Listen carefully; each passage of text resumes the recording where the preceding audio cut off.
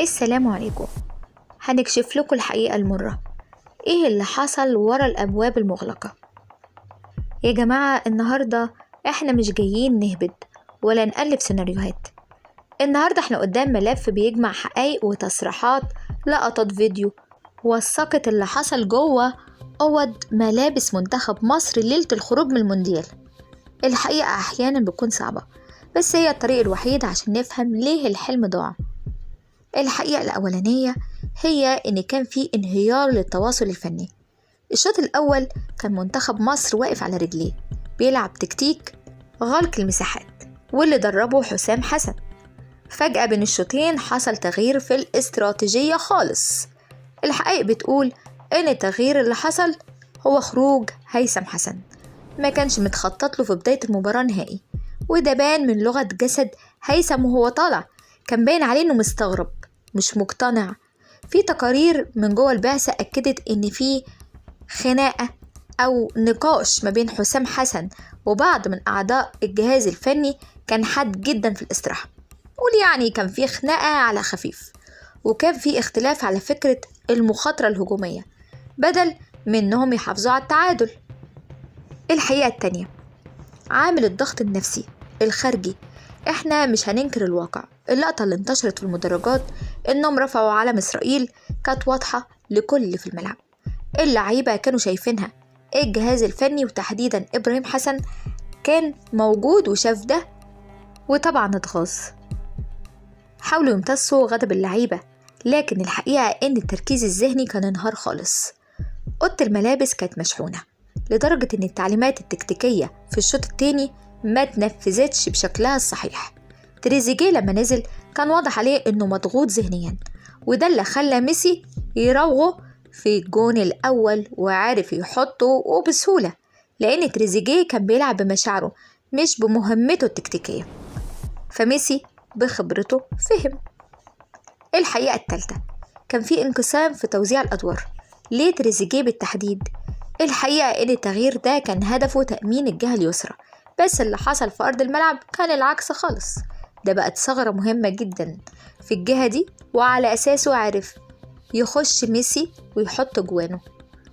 فيديوهات الماتش بتثبت إن في لاعبين كانوا بيجادلوا في الملعب، وده دليل على إن التعليمات اللي خرجت من الأوضة المغلقة ما كانتش واضحة أو مقبولة من الكل.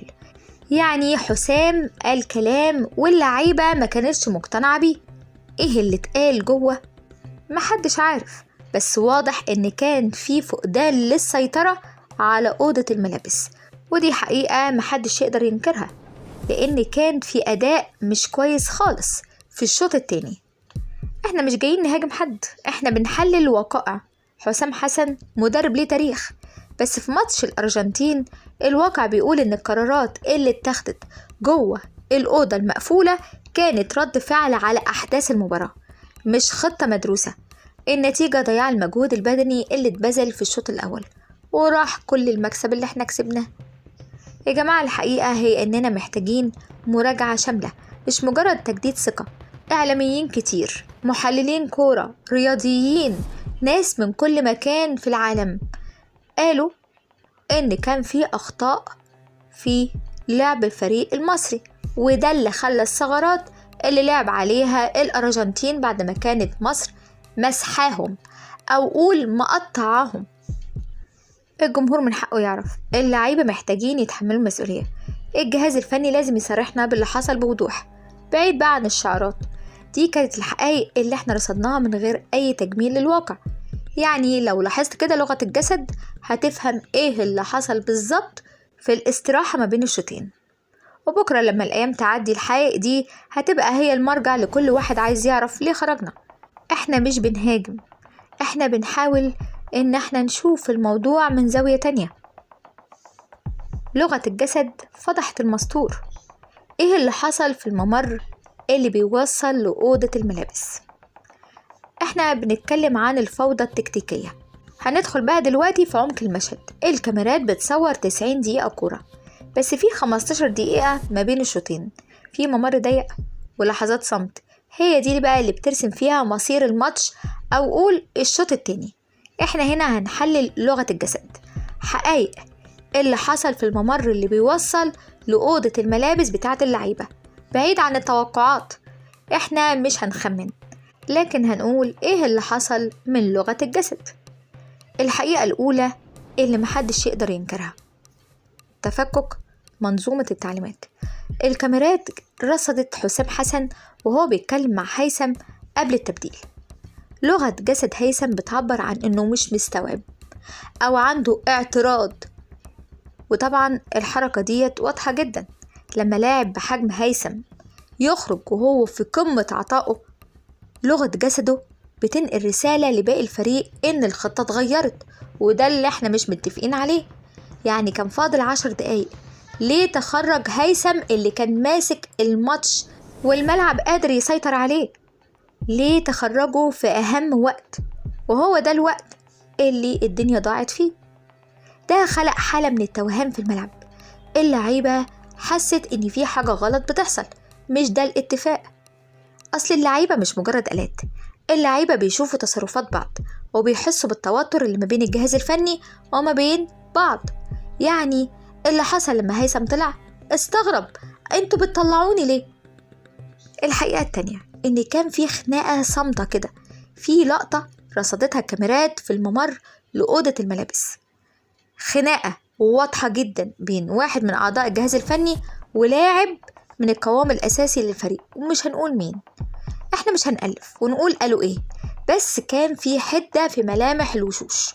الكاميرات جابت المشهد ورصدته، وطريقة كمان التحرك العصبي اللي كانوا بيتحركوا بيها. بعدوا عن التجمعات وبدأوا يتكلموا، وكان الموضوع واضح قوي. دي مش تصرفات فريق جوه الشوط التاني بروح واحدة، كان في انقسام ذهني. اللقطة دي كانت الشرارة اللي خلت المنتخب ينزل الشوط التاني وهو مشتت، وانتوا أكيد لاحظتوا كده. الشوط التاني غير الشوط الأول خالص. الحقيقة التالتة، في حاجة اسمها الاستسلام البصري. اتفرجوا على فيديوهات الجون الأول للأرجنتين قبل ما ميسي يعدي من تريزيجيه. بصوا على ملامح وش تريزيجيه، مفيش حدة، مفيش تركيز. اللعيب اللي داخل يقاتل، لغة جسده بتعبر عن ان ده لاعب مضغوط نفسيا، مش لاعب جاهز انه يقاتل عشان يوصل لكأس العالم. وده نتيجة طبيعية للضغط اللي حصل جوه الأوضة المقفولة، أوضة الملابس. التعليمات اللي نزلت بنبرة عصبية بدل ما تكون بنبرة قيادية. احنا مش جايين نشهر بحد طبعا، بالعكس كلهم نجوم وفوق راسنا، بس الحكايات دي هي اللي خلتنا نشوف ان في انهيار دفاعي في 45 دقيقة التانية من الماتش. كرة القدم قبل ما تكون بتلعبها برجليك هي عبارة عن تفكير، ذهن، تركيز.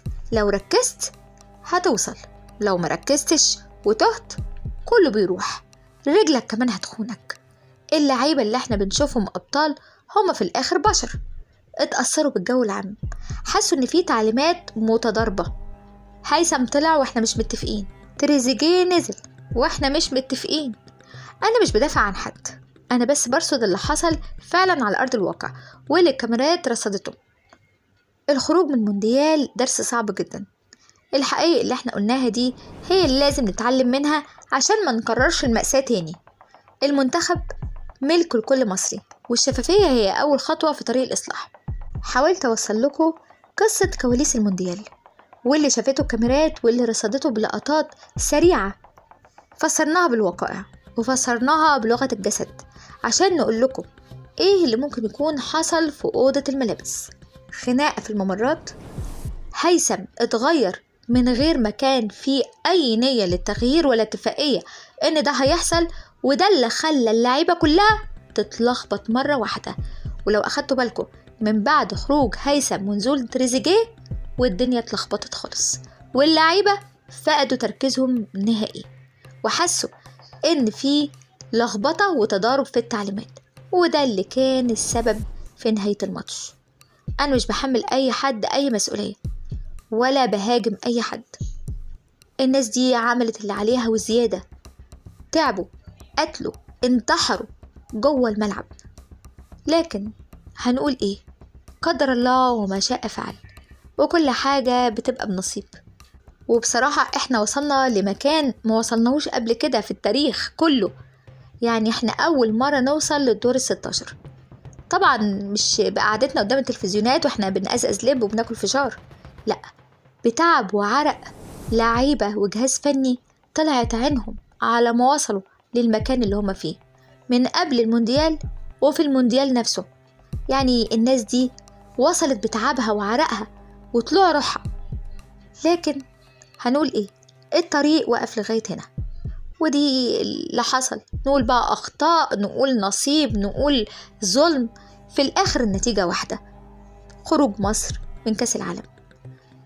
أكيد في فرص تانية، وأكيد هنتعلم من اللي حصل، وإن شاء الله في كأس العالم اللي جاي نقدر نصحح كل ده ونبقى أحسن وأحسن، وبدل دور ال16 يبقى دور ال8، ربع نهائي، ويمكن كمان النص نهائي. وعايزين نستقبل رجالتنا واحنا فرحانين بيهم، رجالة بجد انتحروا في الملعب، عملوا اللي عليهم والزيادة. ومعلش احنا معرفناش نجيب الفيديوهات والصور الحاجات دي لان عليها حقوق ملكية وعليها حوارات، واحنا مش ناقصين مشاكل بصراحة. لو عجبك الفيديو اعمل لنا لايك، وياريت تشترك معنا في القناة، هنفرح قوي، انت هتنور الدنيا كلها مش القناة بس. واكتب لنا تعليق، يمكن يكون احنا معناش حق، يعني بنبص للموضوع بزاوية تانية، حاولنا ان احنا نفسر لغة الجسد. لغاية هنا نسيبكم في امان الله، السلام عليكم.